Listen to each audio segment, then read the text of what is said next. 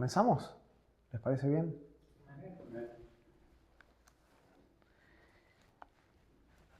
Creo que no es ningún secreto que algo anda mal en nuestra sociedad. Tenemos más información fácilmente accesible en cuanto al matrimonio que nunca antes, y sin embargo los problemas conyugales no disminuyen. Los matrimonios surcan un piso histórico, mientras que los divorcios se disparan a un ritmo desenfrenado. Por ejemplo, los matrimonios en México se han reducido en un 20% en los últimos 10 años, 20%. Y en contraste, los divorcios saltaron a casi un 65% en ese mismo periodo de tiempo, con alrededor de 150.000 separaciones al año. Obviamente, cuando vemos esas estadísticas, no es difícil observar que algo anda mal. Y creo que no es suficiente decir que estos hogares necesitan a Dios, porque incluso muchos matrimonios creyentes están destrozándose. El hecho de que un hombre y una mujer sean salvos no es garantía de que tengan éxito en su matrimonio o que su matrimonio va a triunfar. Si algo nos enseña la palabra de Dios es que el matrimonio es algo en lo cual nosotros tenemos que invertir mucho tiempo y mucha dedicación, constantemente. El éxito no es automático, porque en el hogar simplemente haya una Biblia abierta y se asista regularmente los domingos por la mañana no significa que mi matrimonio va a triunfar. Y por esta razón, en su primera epístola, Pedro se dirige a los cónyuges para explicar cuáles son algunos de esos elementos esenciales que no pueden faltar en un matrimonio que agrada a Dios y que es verdaderamente feliz. Y el apóstol primero se dirige a las mujeres y luego añade un solo versículo dirigido a los hombres, en donde él describe tres aspectos de cuál es la responsabilidad del hombre en el hogar. Así que les pido esta tarde que me acompañen a 1 de Pedro, capítulo 3. 1 de Pedro 3. Y vamos a estar estudiando juntos el versículo 7 solamente, es donde encontraremos tres aspectos de la responsabilidad del hombre en el hogar. Pablo escribe, inspirado por Dios, y dice, versículo 7 de 1 de Pedro 3, vosotros, maridos, igualmente vivid con ellas sabiamente, dando honor a la mujer como a vaso más frágil y como a coherederas de la gracia de la vida, para que vuestras oraciones no tengan estorbo. Inclinemos nuestros rostros. Querido Padre, te damos gracias por tu palabra.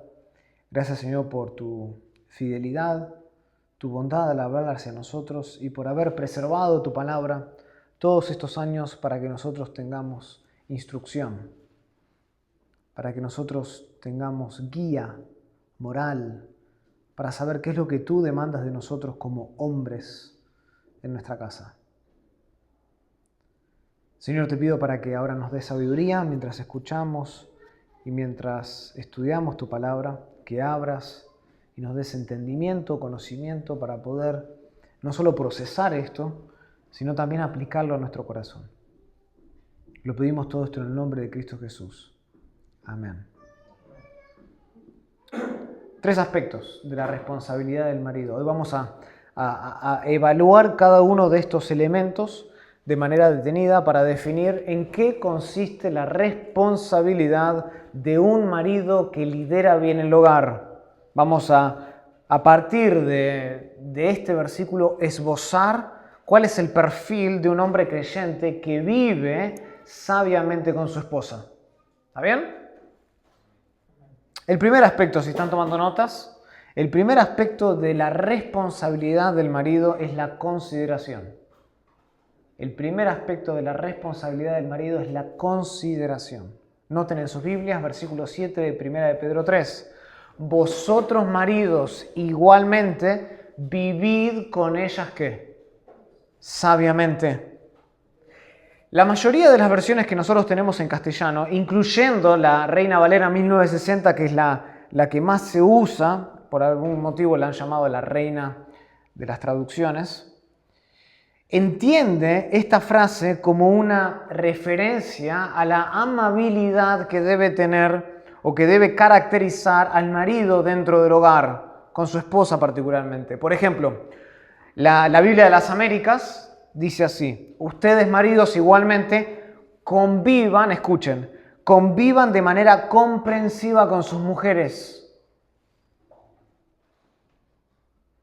La Nueva Versión Internacional afirma algo similar, dice: de igual manera ustedes, esposos, sean comprensivos en su vida conyugal. Y aunque estas traducciones no son erróneas o no son incorrectas necesariamente, se alejan ligeramente del enfoque principal del texto griego. Literalmente, ¿saben cómo lee este versículo en el original? Dice así: vosotros o ustedes, esposos, convivan comprensivos en su vida conyugal. O convivan, literalmente diría, convivan según el conocimiento, sería una traducción literal del griego.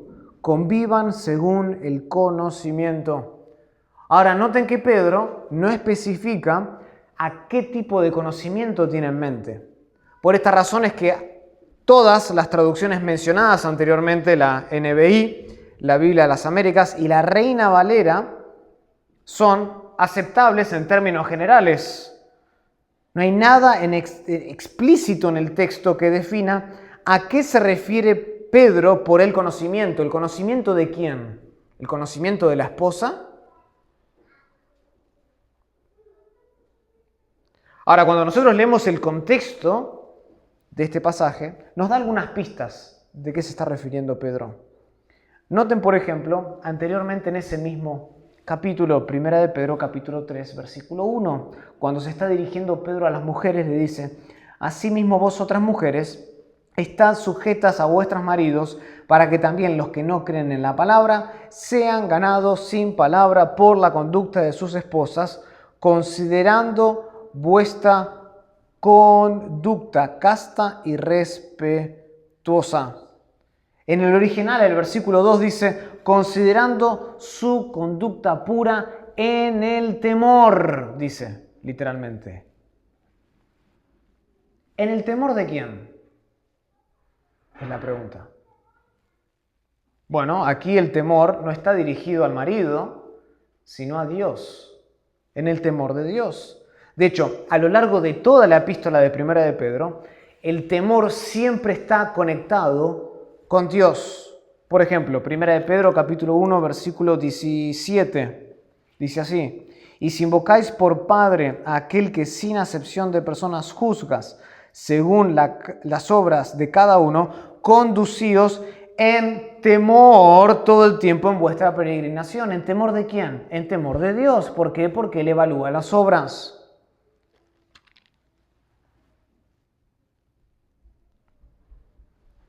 Capítulo 3 de 1 de Pedro.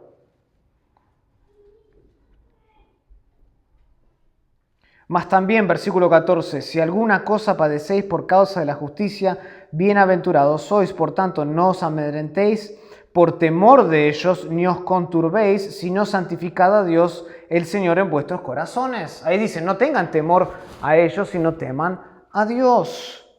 Teniendo buena conciencia, versículo 16, para que los que murmuran de vosotros como de malhechores sean avergonzados los que calumnian vuestra buena conducta en Cristo. Y creo que no hay mejor ejemplo para entender a qué se está refiriendo Pedro que 1 de Pedro capítulo 2, versículo 18, que es el contexto más amplio del capítulo 3. El 2.18 dice: criados, estad sujetos con todo respeto a vuestros amos, no solamente a los buenos y afables, sino también a los difíciles de soportar. Pablo está diciendo que la sumisión de los esclavos a los amos debe llevarse a cabo, noten, con todo respeto. ¿Saben lo que literalmente dice en griego? Con todo temor. ¿Temor a quién? Temor a Dios. La razón fundamental por la cual los esclavos deben someterse a los amos no es por el temor al amo terrenal, sino por su relación con el amo celestial. Esa es la razón por la cual ellos serán capaces incluso de soportar a los difíciles, dice el texto, de soportar. Y de igual modo, si volvemos a 1 de Pedro 3, versículo 2, las esposas deben someterse a sus maridos no por el temor a ellos, sino por el temor que ellas tienen de Dios en primer lugar. Todo esto, cuando tomamos esta evidencia, sugiere que cuando Pedro dice, vosotros maridos, igualmente vivid con ella sabiamente, que traducido literalmente es convivan según el conocimiento al cual Pedro se está refiriendo es el conocimiento de Dios, no de la mujer. Tiene que ver específicamente con el conocimiento de Dios en Cristo Jesús. De hecho, a lo largo de toda esta epístola, así es como se utiliza la palabra conocimiento, siempre en referencia al conocimiento de Dios, en referencia a Cristo. Noten antes, 1 de Pedro 1, versículo 13. Por tanto, ceñid los lomos de vuestro entendimiento, sed sobrios y esperad por completo en la gracia que se os traerá cuando Jesucristo sea manifestado. Como hijos obedientes, no os conforméis a los deseos que antes teníais estando en vuestra ignorancia. Pedro está diciendo, antes tenían ignorancia, ahora tienen conocimiento de Cristo, por lo tanto tienen que andar de otra manera. Primera de Pedro 2, versículo 15. Porque esta es la voluntad de Dios, que haciendo bien hagáis callar la ignorancia de los hombres insensatos. Al hombre insensato, al hombre que no conoce a Dios, lo que lo describe es ignorancia de Cristo. Pero ahora, dice Pedro, ustedes tienen conocimiento. Por eso le está hablando a los maridos creyentes y le dice, convivan en el conocimiento. ¿En el conocimiento de quién? En el conocimiento de Dios principalmente. Entonces, cuando nosotros estudiamos las traducciones, vemos que ellas han perdido ligeramente el énfasis del pasaje.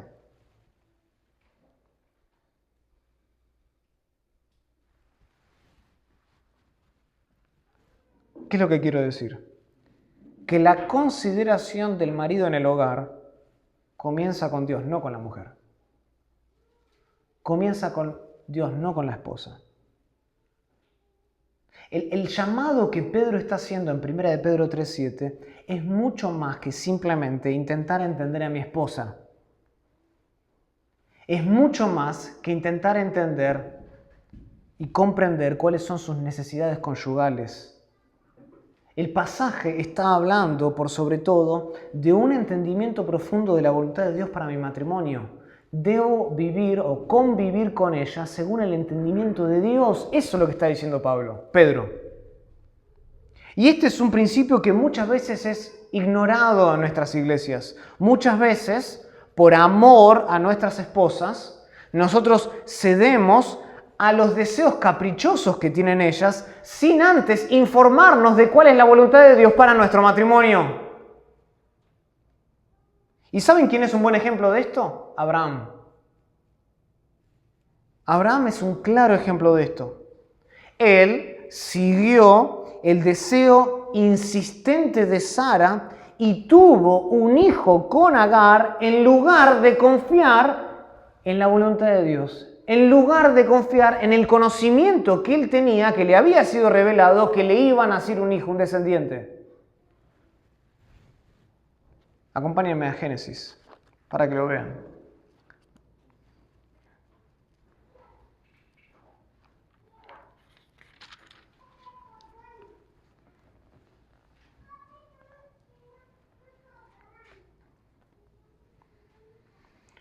Génesis 16.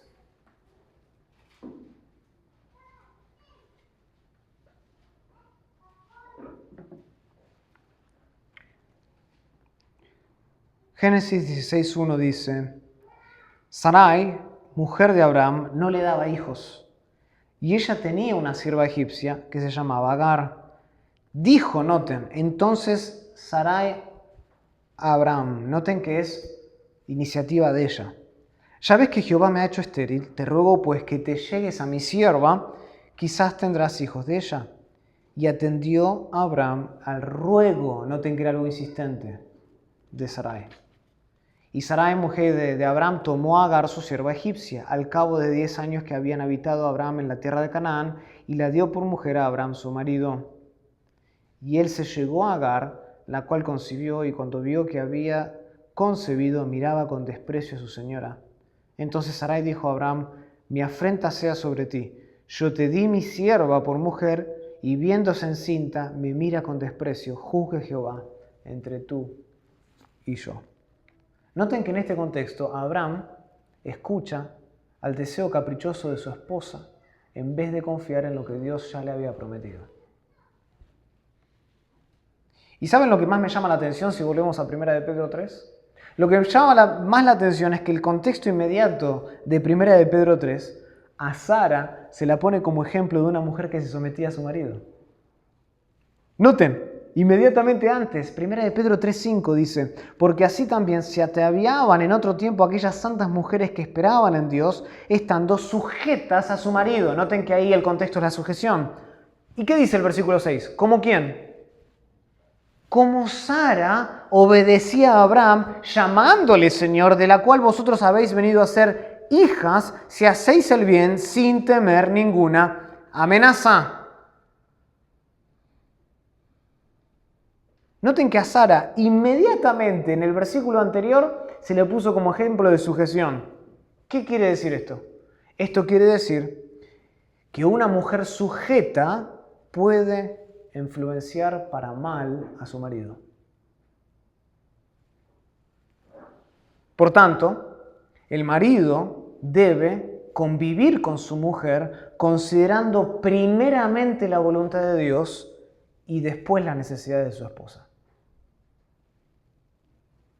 Si yo invierto el orden y si yo primero considero a mi mujer y luego a Dios, bueno, eso termina en un hogar feminizado, con el ingrediente perfecto para una catástrofe similar a la de nuestros primeros padres en el Edén, cuando el hombre escucha a su mujer, en Génesis capítulo 3, versículo 6. Ahora, por supuesto, con esto no quiero decir que el marido debe ser desconsiderado con su esposa, no estoy diciendo eso. De hecho, otro aspecto que vemos en este pasaje, el segundo punto, es la caballerosidad, no solo la consideración. Para ser un hombre de Dios en mi hogar debo ser considerado primero a la voluntad de Dios, al conocimiento de Dios. Pero segundo, otro aspecto que vemos es que el hombre debe ser un caballero. Dice así 1 de Pedro 3:7, vosotros maridos igualmente vivid con ellas sabiamente, dando honor a la mujer como a vaso más frágil. Y mucho se ha dicho, mucho se ha escrito sobre esa última frase, como a vaso frágil. Algunos, por ejemplo, sugieren que las mujeres son más frágiles que los hombres intelectualmente hablando. Otros afirman que las mujeres son más débiles que los hombres en términos emocionales. Sin embargo, la mayoría, si ustedes leen a los comentaristas, a los eruditos, sostienen que aquí Pedro se está refiriendo a la fuerza física de las mujeres en contraste con la de los hombres. Esta interpretación es la más antigua de todas y es la que mejor se ajusta al sentido más básico de esa palabra frágil en griego. No hay ninguna duda que las mujeres, físicamente hablando en general, son más débiles que el hombre. Pero creo yo que es muy posible que Pedro, además, no solo esté considerando eso, sino que además esté considerando la fragilidad que las mujeres tienen en relación con la autoridad que Dios les delegó a los hombres en el matrimonio. Vuelvo a repetir eso. Es posible que Pedro aquí esté considerando la fragilidad de las mujeres en relación con la autoridad delegada por Dios a ellos en el matrimonio. Y esto encaja perfectamente en el contexto del pasaje, que se enfoca en aquellos que son más susceptibles a experimentar el abuso de la autoridad, ya sea de parte de reyes o autoridades, amos o esposos. Noten, anteriormente, 1 de Pedro 2. Toda esta sección comienza en el versículo 11, donde Pedro insta a los lectores a vivir como extranjeros y peregrinos, a que se abstengan de los deseos carnales que batallan contra el alma, que mantengan una buena manera de vivir entre los gentiles. ¿Y cómo es esa buena manera de vivir? Ahí empieza, versículo 13, dice: por causa del Señor, someteos a toda institución humana, ya sea al rey como a superior, ya a los gobernadores, como por él enviados para castigo de los malhechores y alabanza de los que hacen bien. Noten cuál es el énfasis de Pablo. Someteos a aquellos que tienen la autoridad por sobre ustedes. En este caso, la institución humana, el rey, el gobernador. Versículo 18. Criados, ahí va otro concepto. Dice, estad sujetos con todo respeto a vuestros amos. ¿Por qué? Porque los amos tienen autoridad por sobre los criados. Y Pedro dice, no solamente a los buenos y a los afables, sino también a los insoportables. Capítulo 3, versículo 1. Asimismo, vosotras mujeres, estad sujetas a vuestros maridos, para que también los que no creen a la palabra sean ganados sin palabra por la conducta de sus esposas. Noten cuál es el énfasis hasta ahora. Ha sido, sujétense a gobernadores, a reyes, a autoridades, sujétense los criados a sus amos, sujétense las mujeres a sus maridos. Y eso queda más claro cuando venimos al versículo 5, porque así también se ataviaban en otro tiempo aquellas santas mujeres que esperaban en Dios, estando sujetas a sus maridos, como Sara obedecía a Abraham, llamándole Señor. Ese es el contexto.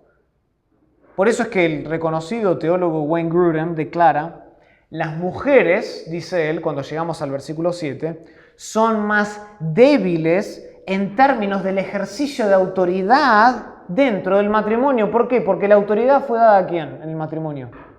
Al hombre.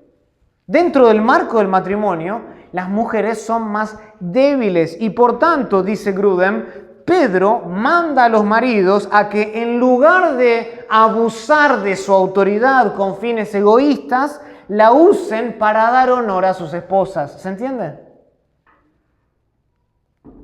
En otras palabras, así como es posible que una mujer a veces pueda influenciar con sus deseos caprichosos para mal a su marido, también, dice Pedro, es posible que un hombre en conocimiento de la voluntad de Dios para el matrimonio actúe desconsideradamente de su esposa. Es posible, dice Pedro. Es posible que tú sepas que tienes que liderar el hogar. Es posible que tú sepas que tiene autoridad en el hogar.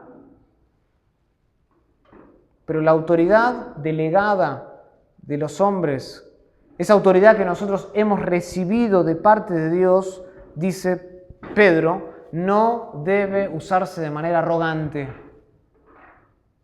ignorando a mi esposa. No. Esto es lo mismo que dice Pablo. Colosenses, observen esto.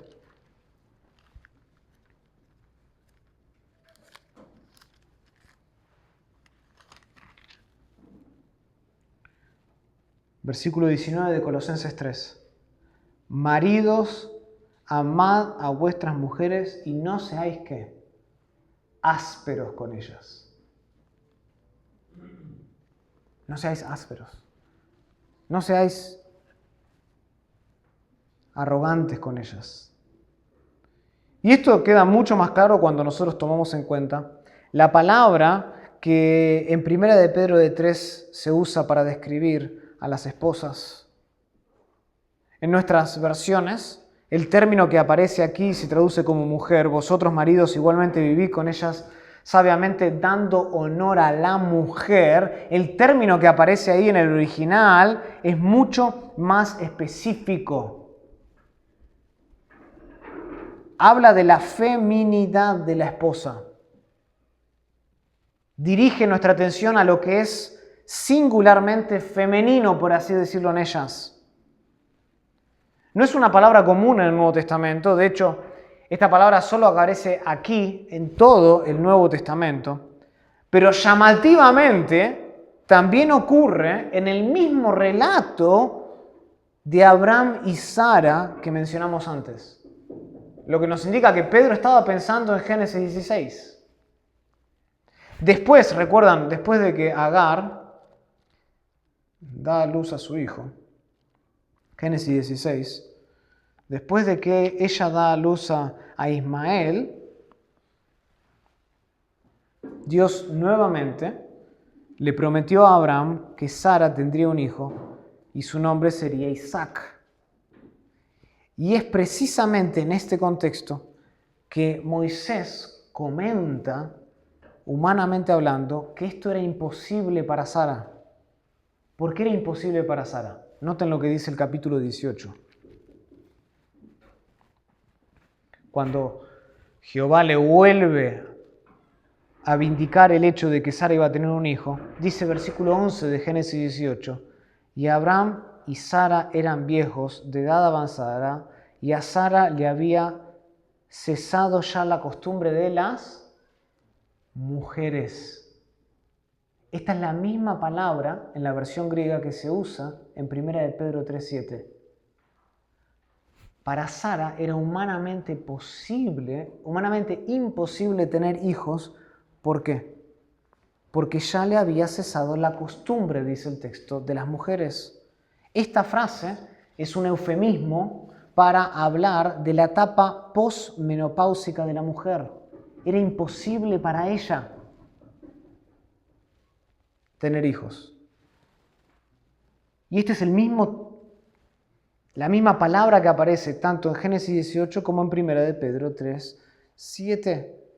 El motivo entonces por el cual Pedro usa este término poco común en su epístola es para señalar que la sumisión en el hogar es una característica de la feminidad.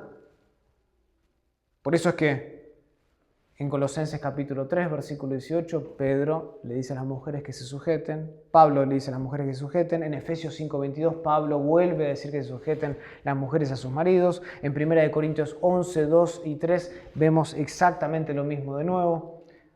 La sujeción, la sumisión en el hogar es una característica femenina.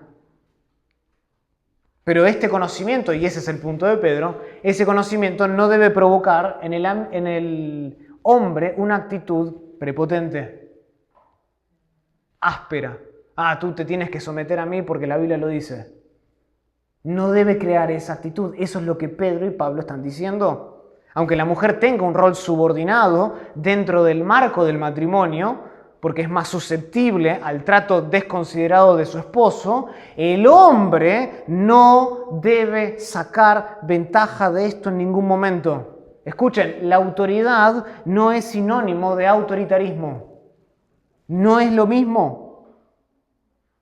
De hecho, una de las expresiones más claras de la masculinidad bíblica, ¿saben cuál es? La caballerosidad. No el machismo. No el trato inconsiderado, áspero, prepotente. No, una de las marcas de lo que hace un hombre verdaderamente hombre es que es un caballero, dice Pedro. Y que a pesar que sabe que su mujer se tiene por mandato bíblico que sujetar a él no la trata de manera desconsiderada.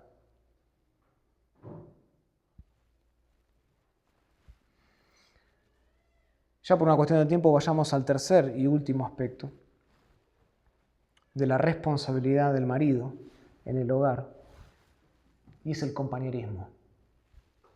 La primera es la consideración. El hombre debe ser considerado del conocimiento de Dios, de la voluntad de Dios para el matrimonio. Segundo, debe ser caballero. tratando a su mujer como vaso más frágil. Tercero, compañerismo. El perfil de un hombre maduro, espiritual, de un hombre con el corazón de Dios, es que es un compañero. Dice el versículo 7 de nuevo: vosotros maridos igualmente vivid con ellas sabiamente, dando honor a la mujer como vaso más frágil y como a coherederas de la gracia de la vida.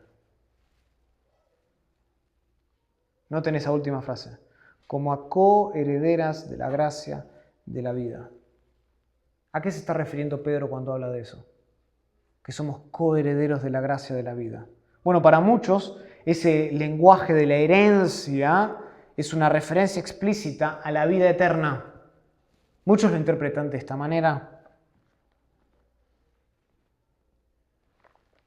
Y lo hacen a la luz de pasajes como por ejemplo Romanos capítulo 8.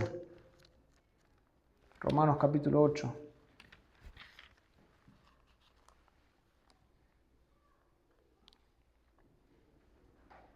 Versículo 14. Porque no todos los que son guiados por el Espíritu de Dios, estos son hijos de Dios. Pues no habéis recibido el espíritu de esclavitud para estar otra vez en temor, sino que habéis recibido el espíritu de adopción por el cual clamamos: Abba Padre. El Espíritu mismo da testimonio de nuestro espíritu de que somos hijos de Dios. Y si hijos, también somos ¿qué? Herederos. Herederos de Dios y coherederos con Cristo. Entonces, muchos dicen, la herencia de la cual Pedro está hablando en 1 de Pedro 3:7 es la herencia celestial. Otro pasaje que algunos utilizan es Efesios capítulo 3. Efesios capítulo 3.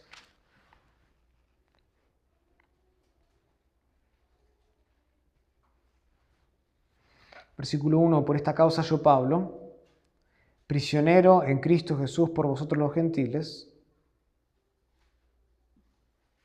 si es que habéis oído de la administración de la gracia de Dios que me fue dada para con vosotros, que por revelación me fue declarado el misterio, como antes lo he escrito brevemente, leyendo lo cual podéis entender cuál sea mi conocimiento en el misterio de Cristo, misterio que en otras generaciones no se dio a conocer a los hijos de los hombres, como ahora es revelado a sus santos apóstoles y profetas por el Espíritu. Acá está, que los gentiles, versículo 6, este es el misterio, que los gentiles son ¿qué?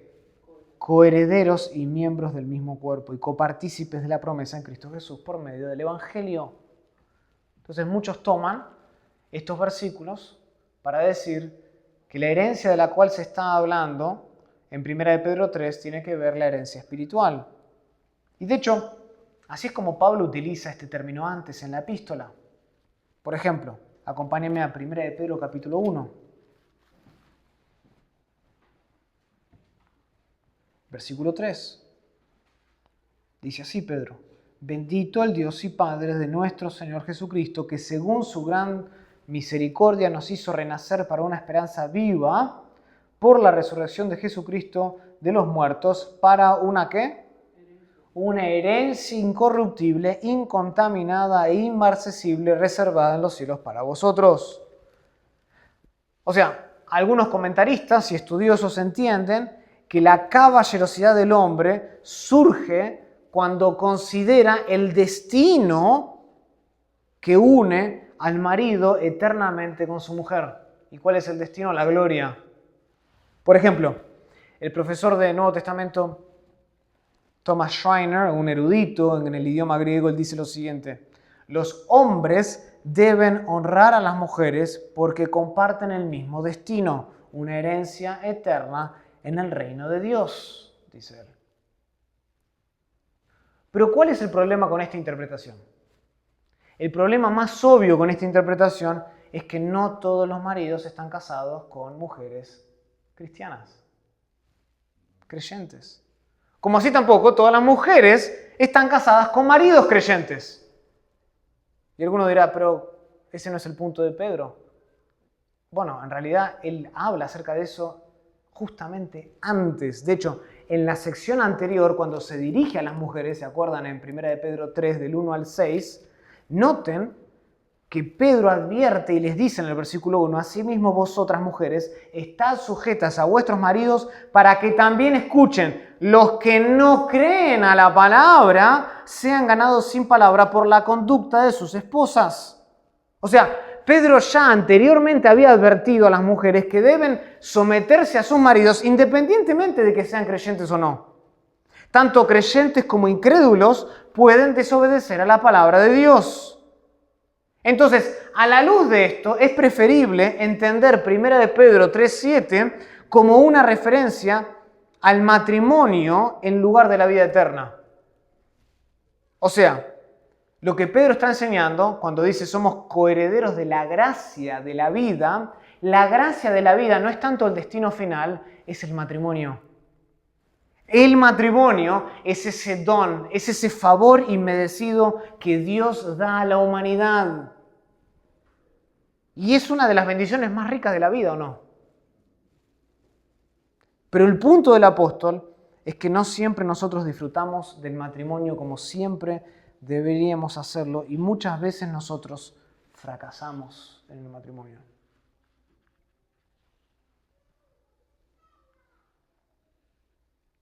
En la antigüedad, especialmente en la cultura grecorromana de la época de Pedro, los hombres, por ejemplo, tenían una perspectiva muy baja del matrimonio. No lo veían como la gracia de la vida, como algo especial de Dios. Por lo general, en la antigüedad los hombres no estaban interesados en tener una amistad con sus esposas. Esperaban simplemente que ellas cuidaran del hogar y por sobre todo, la expectativa número 1 en la antigüedad, ¿cuál era? Que las mujeres criaran de los hijos. Y en contraste con esa actitud que era tan preponderante cuando Pedro escribe esta carta, él exhorta a los maridos creyentes a cultivar compañerismo con sus esposas. ¿Y cuál es la manera más práctica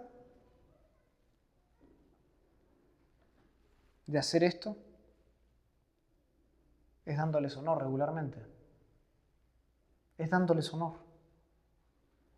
Y esta palabra implica más que ser solamente respeto. No. Tratar a alguien con respeto no exige demasiado del término. La idea aquí, cuando Pedro dice que tenemos que darle honor a las esposas, es que incluye que nosotros valoremos a nuestras esposas de manera especial. No solo que consideremos que están ahí, sino que las valoremos realmente por lo que son. No se trata, escuchen, no se trata de convivir con mi esposa de manera cortés.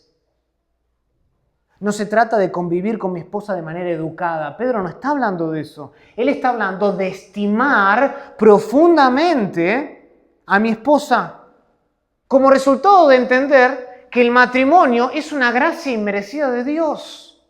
Es un regalo de Dios. Y cuando el hombre considera la gracia de Dios que ha heredado juntamente con su esposa en la vida conyugal, él busca diferentes maneras de transmitirle a ella que la valora y mucho.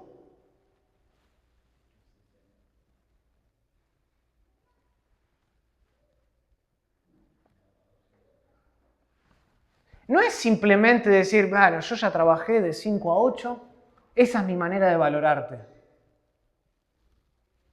No, este honor se manifiesta tanto de manera verbal como con los hechos. Y en cuanto a las palabras, creo que nosotros debemos aprender como hombres, algo que nos cuesta. Debemos aprender a decir cosas como Proverbios 31:29, que afirma de manera categórica, muchas mujeres hicieron el bien, pero tú, amor, tú las sobrepasas a todas. Hay que aprender a decirle eso a tu esposa.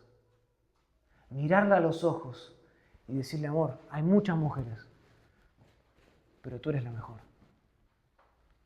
Muchas hicieron y marcaron la historia, pero tú marcaste mi historia. Y estoy agradecido al Señor de tenerte en mi vida. Eres el regalo del Señor en nuestro matrimonio. Debemos aprender a decir esas cosas. Y en cuanto a las acciones, nosotros debemos aprender a tratar a nuestras esposas como una reina, tanto en público como en privado. Porque ella es nuestra gloria. Ella es nuestra gloria. Eso es lo que dice Pablo en 1 Corintios 11:7, que la mujer es la gloria del varón. Entonces, tanto en público como también en privado debemos aprender a reconocer a nuestras esposas, otorgarles el honor que se merecen. Y yo sé, nada de esto viene natural. El compañerismo en el hogar se origina en la consideración que Dios tiene para el matrimonio y se desarrolla principalmente por medio de esa caballerosidad del hombre.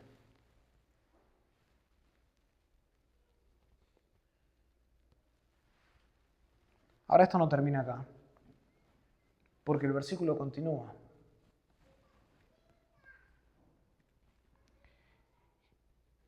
Y Pedro termina con una advertencia. Para aquel varón, para aquel hombre que ignora estas tres responsabilidades.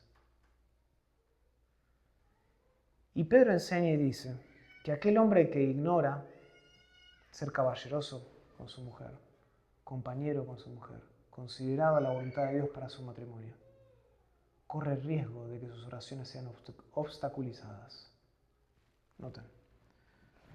Maridos, vosotros igualmente vivid con ella sabiamente, dando honor a la mujer como a vaso no frágil y como a coherederas de la gracia de la vida. ¿Para qué? Para que vuestras oraciones no tengan estorbo. O sea, aquel hombre que ignora este perfil de un hombre maduro corre el riesgo de que sus oraciones sean obstaculizadas. Y piensen conmigo, el corte de la bendición es terrible. Pero a la luz del significado del pasaje no es algo inesperado ni mucho menos excesivo. ¿Por qué Dios, pregúntense, por qué Dios habría de contestar las oraciones de un hombre que no se informa diariamente de la voluntad de Dios? Que no es considerado a la voluntad de Dios revelada en la palabra de Dios. ¿Por qué Dios habría de contestarle las oraciones a aquel hombre que no lee la Biblia y que no se informa de cuál es el patrón, cuál es el estándar de Dios para el matrimonio? ¿No es plenamente justo este estorbo cuando el marido está más interesado en su esposa que en el conocimiento de Dios? ¿Acaso Dios debe bendecir a un hombre que usa su autoridad delegada en el hogar de manera arrogante para pisotear a su esposa? ¿Debe Dios bendecir y abrir su oído a aquel hombre que trata a su mujer de manera desconsiderada? ¿Qué sentido tiene que Dios le responda al varón sus peticiones si ni siquiera él varó la gracia del matrimonio en el hogar? No tiene sentido. Y de mismo modo, ningún marido debe pensar que él va a alcanzar la felicidad en el hogar si él no considera 1 de Pedro 3:7. El hombre debe dedicarle tiempo y mucho esmero, y cada uno de nosotros debemos esforzarnos al cultivo de estos tres aspectos si queremos que nuestro matrimonio triunfe. Si queremos vivir matrimonios exitosos, esta es la responsabilidad que tenemos delante de Dios. Debemos vivir sabiamente y comienza acá. No comienza con mi esposa, no comienza con mis hijos, comienza conmigo, mirándome a mí mismo y viendo si soy considerado a la voluntad de Dios, si busco el libro de Dios para saber qué es lo que Él desea de mí y de mi matrimonio, si soy caballeroso con mi esposa y si soy considerado, si soy un compañero con ella. No solo que vivo educadamente con ella, sino que la valoro como una reina dentro y fuera del hogar. Esa es la responsabilidad que tú y yo tenemos.